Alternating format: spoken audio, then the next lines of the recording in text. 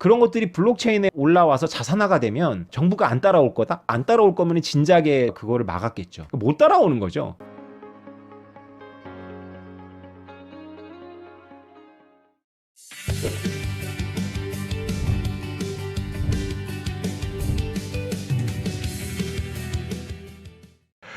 저는 2017년, 18년에 ICO 백서를 한 50개 이상 본 것 같아요. 정말 꼼꼼히 봤는데 제가 국내 국외 백서를 봤어요. 제가 칼럼을 쓰기 위해서도 봤고 또 저한테 백서를 봐달라고 자문을 요청하는 업체들도 있었고 그래서 백서를 봤는데 그때 느꼈던 바를 좀 말씀을 드릴게요. 여러분들한테 힌트가 될 거라고 생각이 듭니다. 오늘 굉장히 민감한 얘기를 제가 하게 될 거예요. 근데 이제 좀 조심조심해서 할 테니까 여러분들이 각자 해석을 하십시오. ICO를 제가 이렇게 보면 그 패턴이 있어요. ICO들이 대체로 대동소이하거든요. 그러니까 이런 아이디어예요. 그러니까 지금까지 없었던 생태계를 만들어요. 그리고 지금까지 없었던 화폐를 만들어요. 그래서 이 두 개를 붙여요. 그래서 이 생태계에서는 이 화폐가 쓰여요. 그러면 생태계도 살고 화폐도 산다는 이야기예요. 놀랍지 않아요? 그죠?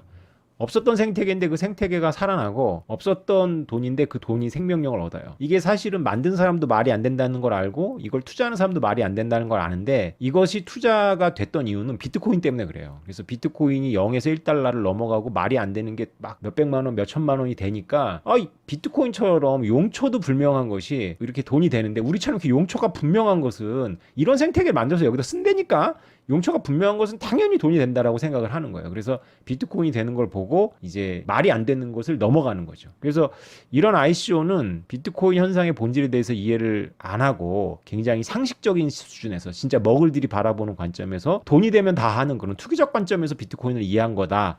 라고 저는 보고 있어요. 그래서 여러분들한테 오늘 제가 쉽게 풀어 설명을 드리면 제가 두 가지를 말씀드릴게요. 하나는 뭐냐면 회수권이에요. 버스 회수권. 여러분들 제 나이 또래는 기억을 하실 거예요. 우리 어렸을 때 이렇게 중고등학교 때 회수권 내고 탔잖아요.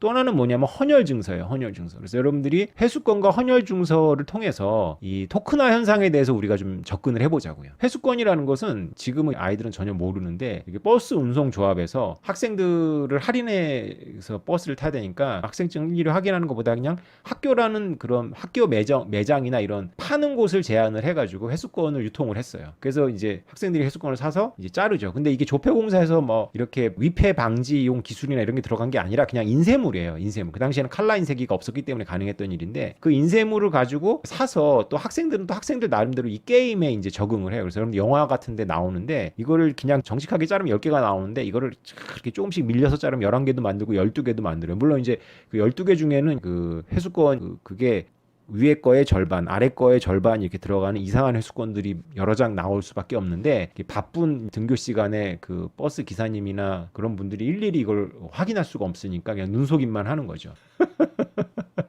근데 학교에서 좀 껄렁껄렁한 아이들이 학교에 와가지고 도박을 하잖아요. 짤짤이라 그러는데 짤짤이 같은 거 할 때 이 회수권이 돈으로 쓰여요. 물론 할인된 학생들은 그것이 할인된 건지 알기 때문에 정확하게 알죠. 그래서 할인된 가격에 이렇게 쓰이는데 제가 보기에 ICO에 대해서 토큰화 현상, 블록체인이 토큰화를 하거든요. 토크니제이션, 그러니까 자산을 토큰화하는데 그것을 이제 회수권적인 아이디어로 받아들이는 거예요. 그래서 어떤 제한된 생태계를 만들어 놓고 그 제한된 생태계에서 버스 회수권처럼 쓰이도록 하면 이 회수권이 가치가 있기 때문에 이거를 미리 팔 수 있는 거죠. 이게 미리 파는 게 이제 프리세일이 이제 ICO죠. 근데 여러분 생각을 해보세요. 만약에 이 생태계가 가치가 있다면 가치 있는 생태계를 이용하기 위해서 굳이 그 회수권을 살 필요가 없어요. 그냥 비자나 마스터카드로도 결제가 되고요. 또 비트코인이나 이더리움으로도 결제가 되지 않겠습니까?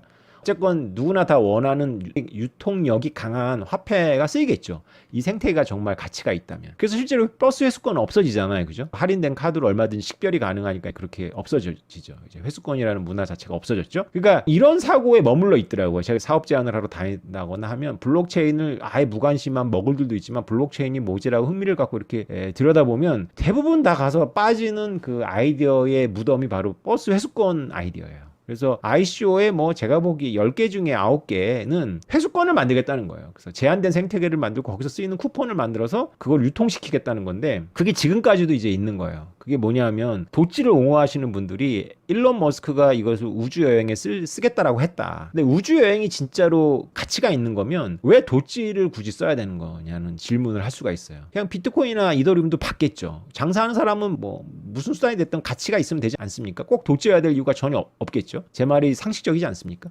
비자나 마스터카드일 수도 있겠죠. 이건 당연히 생태계가 완성이 되고 나면 무엇으로든지 다 결제를 받아요. 생태계 가치가 있다면. 그러니까 예를 들어서 뭐 이 토큰을 가지고 있으면 나중에 그 아이돌 스타의 공연을 볼 수 있어. 그게 말이 안 되는 게 그 공연이 가치가 있다면 굳이 그 토큰을 이용해야 될까요? 그런데 이제 이런 문제는 있어요. 이 토큰을 이용하면 더 싸. 초기에 투자자라는 걸 인정해 주기 때문에. 그러면 그 토큰의 가치는 그 비자나 마스터나 달러나 원화나 혹은 비트코인이나 이더리움을 결제하는 거에 비해서 싼 것만큼의 가치가 있는 거겠죠. 그래서 약해요, 약해. 왜 약하냐면 그것도 어필이 좀 떨어지는데 실제로 이 화폐 현상은 이 블록체인하고 전혀 상관없는 인문학적인 현상인데 이 화폐 현상은 강한 것으로 쏠리게 되어 있어요. 중력이에요, 중력. 그래서 내가 인정하는 게 중요한 게 아니라 다른 누군가가 인정하는 게 중요한 거잖아요. 그래서 우리가 그 카불 이야기를 할 때, 아프가니스탄 이야기를 할 때 그런 절박한 상황에서 여러분들이 내가 좋아하는 코인을 선택하겠어요? 선택권이 있다면 남들이 많이 선택한 비트코인을 선택하겠어요? 이런 뻔한 질문이거든요. 물론 달러를 선택하겠죠. 근데 달러가 전달될 수 없는 상태라면 은행도 문을 닫았고 친척도 달러를 가져서 나를 도와줄 수가 없어서 나한테 핸드폰으로 비트코인을 보냈다면 비트코인을 받겠죠. 여러분들이 이더리움을 좋다고 이더리움을 받지는 않을 거예요. 그렇죠? 비트코인과 이더리움 둘 중에 선택한다 그러면 많은 사람들이 비트코인을 선택할 거기 때문에 내가 비트코인을 선택하겠죠. 이렇게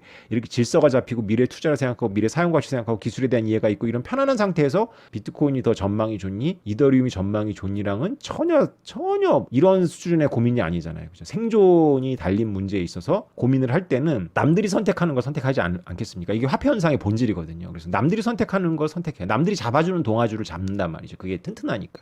그래서 이게 사용처를 제한하는 방식의 ICO를 생각하는 거는 좀 이게 난센스예요. 화폐 현상을 전혀 이해를 못했다는 뜻이에요. 그 안에서 또 토큰의 무슨 뭐 유통 속도 이런 거 계산하는 거 잔뜩 넣어봐야 쓰레기인 거예요. 쓰레기. 그 유통 속도가 그런데 쓰라고 만든 것도 아니고 그 맞지도 않아요. 그러면 블록체인이 토큰화하는 게 왜 혁명이냐? 그건 헌혈 증서를 생각해 보시면 돼요. 자, 생각해 보세요. 헌혈 증서 어떻게 얻죠, 여러분들이? 헌혈 증서는 피를 뽑아서 얻습니다. 근데 헌혈 증서가 가치가 있나요?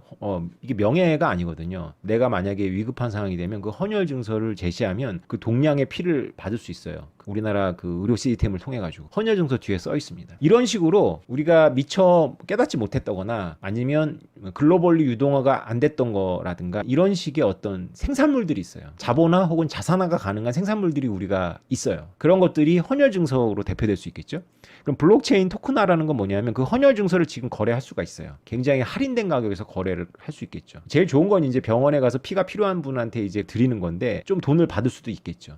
근데 여러분들 헌혈 증서 가지고 극장 못 가잖아요. 그죠? 그러니까 제한된단 말이죠. 그런데 이 헌혈 증서가 블록체인에 올라오고 그러면 이게 헌혈 증서가 갑자기 이게 글로벌한 유통력을 갖게 됩니다. 블록체인에 올라오면. 그래서 단지 유통력을 갖는 것이 아니라 이것이 그 무결성을 보장을 해주기 때문에 이게 복제된 거라든가 위조된 것이 아니라는 것까지도 주죠. 그래서 이게 익명성 거래가 가능해지는 거예요. 어떤 그런 친인척이나 친구 사이에서만이 그것도 거래되고 비공식적으로 화폐적 거래가 아닌 내가 너 줬으니까 나중에 네가 나 줘 이런 지극히 1차 집단 혹은 굉장히 가까운 사이 안에서 이런 호혜적인 거래만 가능한 거죠. 그런 자산들이 글로벌 마켓에서 유동화가 될 수 있다는 거죠. 그럴 가능성이 있습니다. 블록체인 때문에. 그래서 블록체인은 이중 지불을 막는 능력을 갖고 있기 때문에 여태까지 자산화가 되지 않았던 것들 혹은 자산이라고 인식은 하고 있지만 제대로 평가받지 못했던 거 화폐적 거래 대상이 되지 않았던 것들을 화폐적 거래 대상으로 만들 수가 있는 거죠. 헌혈 증서는 명확하잖아요. 그죠? 헌혈 증서는 내가 돈 주고 사는 게 아니라 피를 뽑아서 만들어지잖아요. 최초로 만들어지는 게. 그래서 어디다가 쓰느냐 보다는 어떻게 만들어졌느냐에 더 강조점이 있는 거예요. 사실은. 왜냐면 어떻게 쓰느냐를 자꾸 초점을 맞추다 보면 여러분들이 생태계를 굉장히 제한하게 되는 거예요. 생태계를 제한하는 것은 사실은 블록체인이 가져온 혁명하고 정반대로 가는 거거든요. 이해가 되십니까? 근데 어떻게 만들어졌냐라는 생각을 하면 생각이 완전히 바뀝니다. 어떻게 만들어졌는지를 잘 생각해 보면 이것이 쓰는 것은 상관이 없어요. 다시 말해서 대한항공 마일리지는 비행기 많이 타서 만들어지잖아요. 그런데 이것이 화폐적으로 쓰여요. 그러니까 이게 방향이 거꾸로다라는 생각을 하셔야 돼요. 사람들이 자본을 잘 몰라. 화폐 현상하고 자본 현상이 굉장히 중요한 현상인데 이 경제학을 전공한 사람들도 자본에 대한 개념이 잘 없어요. 그러니까 메모론가라고 쉽게 치부하고 넘어가는 것이 사실은 자본에서는 굉장히 중요하거든요. 자본이나 화폐를 평가할 때의 모형에서는 메모론가라고 우리가 간과했던 것들이 반영이 될 가능성이 되게 높아요. 늘 사용가치만 부르짖기 때문에 그런 문제가 생기는데 에르난도 데소토가 주류 경제학자들이 자본의 원리에 대해서 모른다라고 보고 있어요. 당신들은 그 공기가 많고 없고 물이 많은 그런 속에 있기 때문에 실제로 물이 어떻게 생기고 공기가 어떻게 생기는지를 모른다라고 말하는 거죠. 우리가 산업사회에서 태어나고 산업사회에서 우리가 길들여져 있기 때문에 이 산업사회를 가능하게 했던 그런 자본이나 소유권의 원천에 대해서 우리가 아무 생각이 없는 거죠. 그걸 우리가 이해하려면 그런 것들이 없는 사회, 그런 것들이 없는 사회가 더 큰 사회거든요. 그러니까 지금 현재도 지구상에 살고 있는 대부분의 인류들은 여러분이나 저와 같이 눈을 돌리면 은행들이 막 질비하고 그다음에 내가 언제든지 집을 팔 수 있고 그다음에 땅을 사면 적당한 행정 절차를 거치면 내가 그 땅을 원하는 대로 용도로 사용할 수 있는 이런 사회에 속해 있는 사람들이 극히 적다. 대부분은 땅을 내가 사더라도 누구한테 사야 될지 모르고 설사 샀다 하더라도 거기다가 뭐 공장 같은 거를 합법적으로 지으려면 17년, 20년이 걸리는 거죠. 그러면 17년, 20년이 걸리는 사회에는 공장도 없고 집도 없어야 되는데 공장도 있고 집도 다 있는 거예요. 그러니까 다 비법적으로 있는 거죠. 근데 그런 것들이 경제가 더 큰 거예요. 정상적인 경제보다. 그런 국가가 더 많다는 거죠. 근데 그게 다 매매가 되거든요. 그것이 다 매매가 돼요. 헌혈 증서랑 비슷한 겁니다. 우리가 매매가 안 될 것 같은데 다 매매가 또 다 되고 있는 거예요. 그러니까 1차 집단이라든가 그 같은 마을 안에서 매매가 되는 거죠. 근데 그런 것들을 만약에 우리가 비탈릭이 생각하는 그런 메타버스 상으로 들어간다면 메타버스가 제가 장부라고 설명드렸잖아요. 장부로부터 시작하는 것이 우리 인류는 오래전부터 메타버스를 운영했다. 메타버스가 이제 지금의 뭐 여러 가지 기술과 만나가지고 정말 시각적이고 청각적이고 심지어는 촉각적이고 뭐 이런 것들까지 결합이 돼서 환상적인 메타버스가 만들어질 거라고 저는 보는데 결국 그 메타버스 세계를 움직이는 것도 권리물들일 텐데 그 권리물들이 결국은 금융일 거고 그런 금융이 결국은 이중 지불이라든가 이중 보증을 방지하기 위해서는 블록체인 기술을 결합을 해야 되고 결국은 메타버스도 블록체인이 핵심이 될 거다라는 거죠. 그러니까 민간 기업들과 이 개미들이 만들어낸 새로운 지구인데 그 지구가 이 현실의 국가와 이런 데보다 훨씬 더 현실적인 수 있다라는 거예요. 그래서 여러분들이 공부를 하셔야 돼요. 그럼 여러분들 리니지를 생각해 주시면 되겠죠. 리니지의 아이템은 헌혈 증서에 가깝나요? 회수권에 가깝나요? 그러니까 리니지 아이템을 사가지고 뭐 몇 천만 원 주고 사가지고 이게 한번 쫙 휘두르면 쫙 막 다 작살나고 자기를 막 존경하고 이런 아이템의 사용 영철을 생각하면 여러분들 자꾸 회수권 모형이라고 생각할 거예요. 근데 아니에요. 리니지의 그 아이템들은 만들려면 그 게임 안에서 정상적인 경우에 뭐 엄청난 단순 작업을부터 시작해가지고 만들어 나가면서 그게 수많은 전쟁터에서 경력이 쌓여가면서 그것이 만들어지는 거거든요. 그래서 그런 만들어지는 과정 때문에 그게 가치가 있는 거예요. 여러분들은 자꾸 사용 가치를 생각하죠. 물론 이제 사용 가치가 분리가 돼요. 나중에는. 그래서 매매가 일어나고 하는 거고 NC소프트는 어떻게든지 그 머신 돌려가지고 한다거나 외부에서 한다거나 이거 막으려고 하는 거고. 그거에 대해서 이제 판례도 막 쌓여가고 있잖아요. 그죠? 이 아이템은 과연 그 유저 것이냐, 그 플랫폼 주인인 NC소프트 것이냐, 뭐 이런 것부터 시작해가지고 NC소프트가 룰을 바꿔가지고 막 이렇게 희소성을 막 뭉개면 수많은 민사소송에 직면할 수도 있는데 그러면 이제 그것은 어떻게 될 것이냐, 뭐 이런 거 정리가 되지 않은 많은 것들이 있는데 이런 것들을 한 방에 해결하는 게 바로 블록체인 기술이거든요. 근데 어쨌건 리니지의 그 오래된 낡은 프로그램이 NC소프트의 매출의 30%가 넘단 말이죠. 그 왜 그래요? 그 오래전에 20년 전에 있었던 그 게임에는 자기의 자산이 있기 때문이거든요. 그거 완전 락업이 딱 된 건데 근데 어쨌건 그 리니지의 그 아이템들은 어떻게 만들어지느냐 이 만들어지느냐가 그 중요한 거거든요. 이게 기존의 화폐적 방법으로 만들어지는 것이 아니라 어떤 특별한 활동을 통해서 만들어지는 거죠. 헌혈 증서에 가깝단 말이에요. 그럼 여러분들이 이제 ICO라든가 이런 생각을 할 때 이게 헌혈 증서에 가까운 모델을 만들어야지 자꾸 버스 회수권의 관점에서 만들면은 법에도 저촉되지만 버스 회수권을 만들려고 하고 프리세일을 하면 법에 어긋나는 거예요. 버스 회수권이라는 건 별게 아니잖아요. 그죠? 그냥 종이에다가 인쇄해가지고 이렇게 한 거 이런 용처로 제한했다. 이거 왜 밖에 없으니까 딱 증권으로 보여요. 근데 아이템 막 열심히 게임하면서 캐는 거, 그다음에 피를 뽑는 거 이거 증권으로 보여요? 증권으로 안 보이잖아요. 그죠? 그런 것들이 있단 말이에요. 여러분들이 눈을 뜨면 페루나 남미나 아프리카에서 거래되고 있는 그 방갈로 정부 등기소에는 안 나와. 그다음에 어느 순간에 와가지고 정부가 뭉개버릴 수도 있어. 그 다음에 그 노점상들의 그 자리, 권리, 이거 매매되거든요? 매매되는데, 이거 뭐 등기가 되지도 않고, 뭐 누구든지 나와가지고 단속해버리면 돼요. 근데 그런 경제가 더 커요. 아프리카나 남미나? 그러면 그런 경제가 더 큰데, 그런 것들이 블록체인에 올라와서 자산화가 되면 정부가 안 따라올 거다? 정부가 안 따라올 거면 진작에 정부가 그거를 막았겠죠. 못 따라오는 거죠. 그러니까 여러분들, 이제 안목을 키우셔야 돼요. 그런 것들이 이제 블록체인에 올라오면 메타버스상에서 막 거래가 되는 거죠. 위험도 있지만 또 그 위험 안에서도 그 경제가 워낙 크기 때문에 돌아간다는 거죠. 그럼 여러분들 물어볼게요. 여러분 좋아하는 코인들 있잖아요. 오작가, 비트코인 얘기만 하지 말고 내가 원하는 이 코인 얘기 좀 해봐. 예, 제가 물어보겠습니다. 비트코인은 헌혈 증서에 가까운가요? 아니면 회수권에 가까운가요? 비트코인 답 나왔어요. 비트코인은 커피 사 먹는 거 아니죠. 그런 용처가 정해져 가지고 만들어진 자체가 아니에요. 용처 자체가 글로벌하고 공간적으로도 글로벌하고 시간적으로도 무제한적이란 말이죠. 그러니까 완전히 그냥 폐쇄된 생태계가 아니에요, 비트코인은. 그럼 비트코인은 해수권 아니잖아요. 그럼 뭐예요? 헌혈 증서 맞나요? 헌혈 증서 맞잖아요. 비트코인은 바로 남는 전기로 만들어지는 겁니다. 물론 비트코인 지금 초창기래 가지고 비트코인에 눈이 뒤집혀진 인간들이 남지 않는 전기로다가 막 뺏어가지고 수력발전소 전기 훔쳐다가 뭐 피크타임 내 전기 훔쳐다가 하지만 그거는 돈이 되기 때문에 그런 거고 본질은 남는 전기로 만드는 겁니다. 그러니까 전기 금융화라고 오 작가가 이렇게 자꾸 외치는 이유가 비트코인은 점점점 더 남는 전기로 만들어지는 에너지 응축물이 될 거란 말이죠. 비트코인은 그 헌혈 증서예요. 자, 여러분. 이더는 헌혈 증서에 가까워요? 해수권에 가까워요? 제가 답 안 하겠습니다. 자, 그럼 여러분.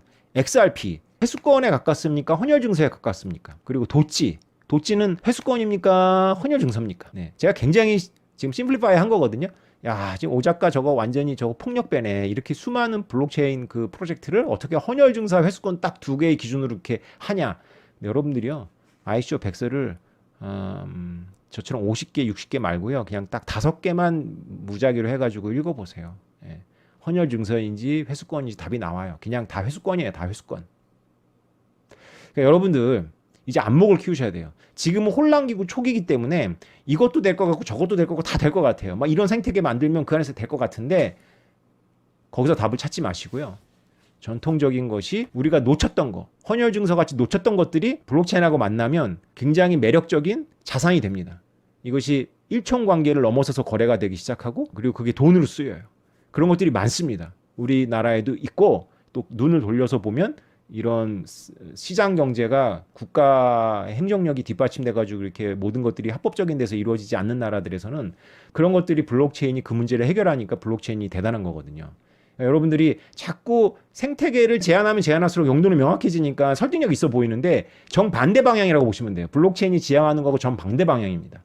비탈릭이 바라보는 거하고 정반대 방향입니다. 저는 비탈릭이 제가 생각하는 걸 생각하고 있다고 보거든요. 그래서 선수들은 이 글로벌리 선수들은 저랑 생각이 비슷하다고 저는 보고 있어요. 같은 데를 보고 있어요. 그래서 거기에 어느 나라 기업이 먼저 가느냐, 어느 나라 팀들이 먼저 도달하느냐의 지금 경쟁인데 그게 무슨 뭐 남극점 정복하는 거나 달에다가 깃발 꽂는 것처럼 한번 꽂아가지고 뭐 되면 내 거다 이게 되는 게 아니고 그냥 진짜로 식민지를 건설해야 되는 거거든요. 그냥 진짜로 들어가서 점령하고 그거를 경작해서 내 거로 만들어야 되기 때문에 이 경주는 진짜 이 저력이 있어야 되고 여러 협력자들이 같이 가는 거거든요. 여러분들 머릿속에서 이제 한번 생각을 해보십시오. 내가 생각하는 것이 과연 회수권, 버스 회수권을 만들려고 하는 거냐, 헌혈 증서를 유통시키려고 하는 거냐. 예, 그 두 개가 거칠지만 굉장히 중요한 갈림길이에요.